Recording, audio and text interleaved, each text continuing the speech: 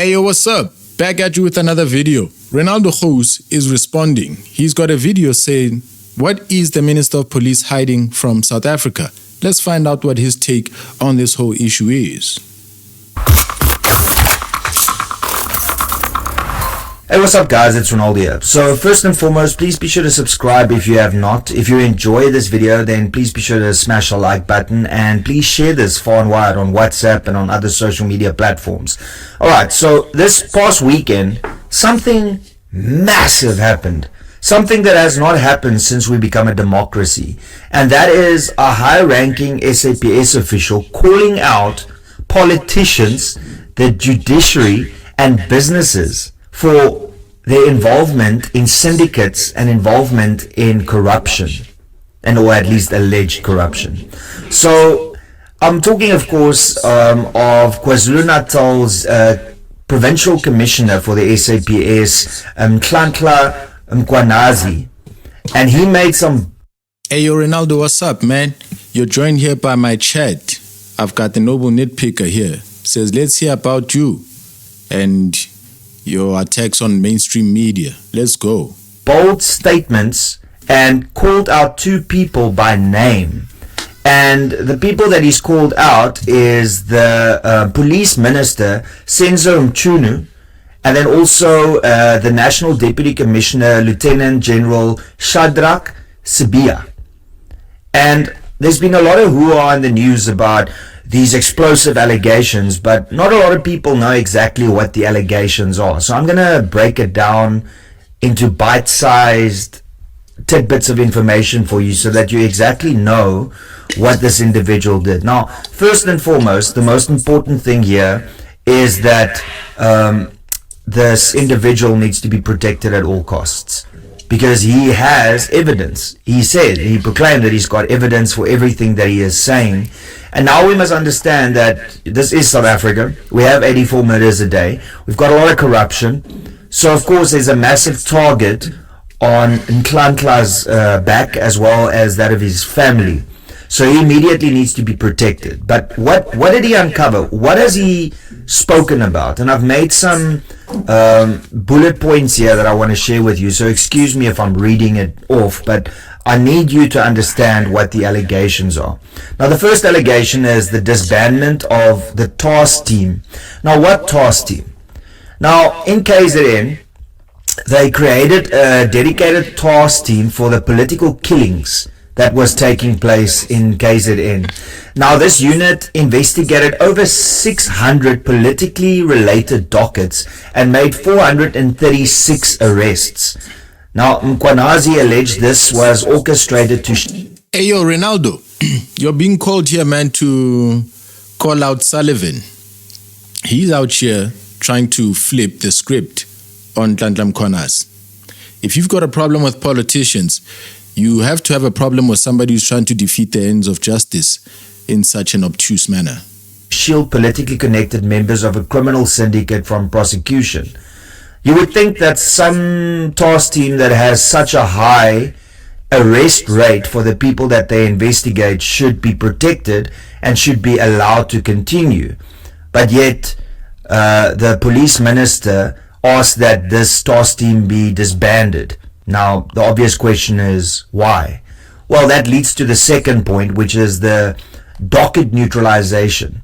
Now, when dockets gets opened, that means that the case is opened and that you can investigate it. Now, following the disbandment of the task team, 121 active investigation dockets were allegedly redirected to the office of the National Deputy Commissioner, Lieutenant General Shadrach Sibia. Now, do you see the pattern that's forming here? And they are alleging that these dockets have been neutralized, meaning that they have been pretty much put on hold and that no further investigation can take place. Now, this is massive. Like, why would you take 121 active investigations and put it on ice and trying to disband this task team that's working on political killings, specifically in KZN? It doesn't look good, does it? Now, there's also an accusation of criminal syndicate infiltration. Now, Mkwanazi claimed the task team had unmasked a syndicate involving, listen to this now, politicians who are currently serving in Parliament, as well as members of the SAPS, Metro Police, Correctional Services, prosecutors in Gauteng, and the judiciary. That's right. He asserted this network is controlled by the drug cartel and business people in Gauteng. Yes. That's right.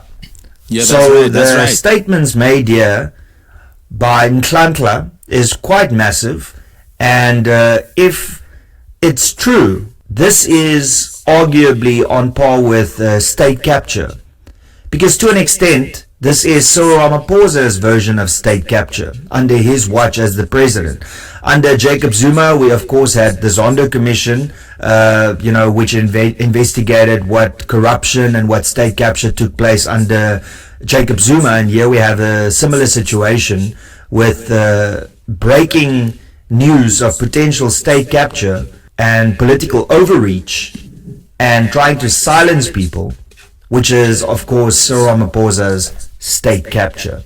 The last thing is ministerial involvement. Now, Nhlanhla accused Minister Mchunu of being in constant communication with people involved in criminal activities.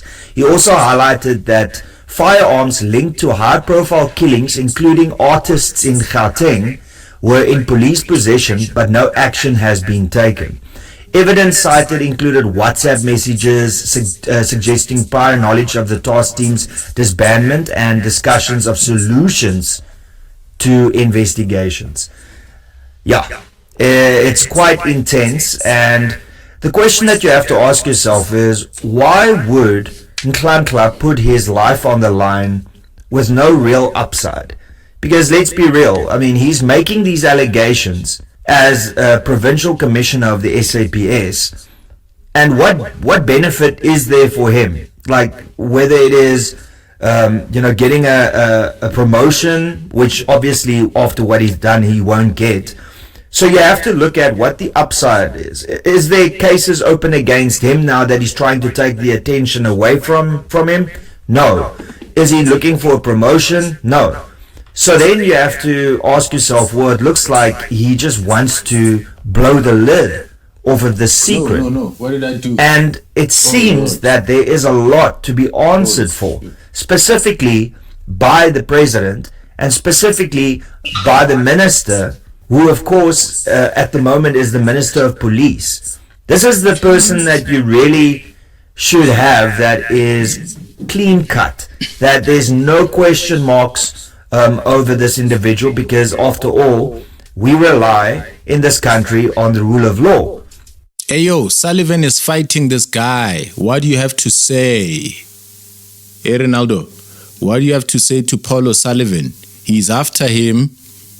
And if you have a Minister of Police that is allegedly dealing with criminals, working with syndicates, disbanding task teams that are functioning, you have to ask yourself why. Now, of course, after this news broke Sunday the 6th of July, during that press conference, the Minister of Police came out and said, I don't know what's going on here. I need to look at all the information and then I'll give feedback.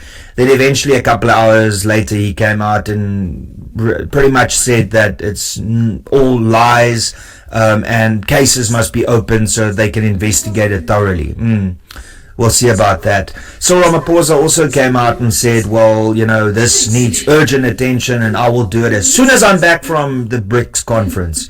That's right. So Cyril Ramaphosa is seeing this issue as not severe enough for him immediately to leave the BRICS summit or the conference and to come to South Africa to deal with this issue. Because at the end of the day, the only reason this country is semi-functional is because there are still some people that are scared of the SAPS and breaking the law.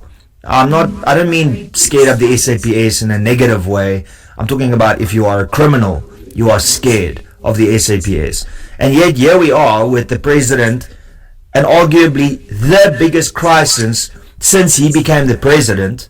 I'm not talking about COVID because, we all, that was something outside of the ANC's control. This is something within the ANC's control.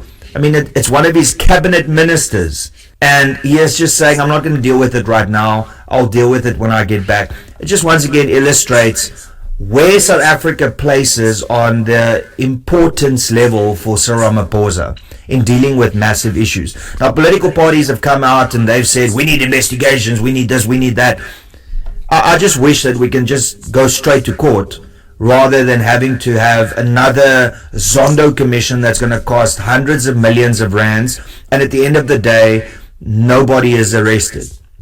Now, it's important to note that General Mkwanazi came out and opened a case against the minister, yes, he has. Against Minister Senzo Mchunu, which is great news because it means that now officially a case has been opened and they can investigate it.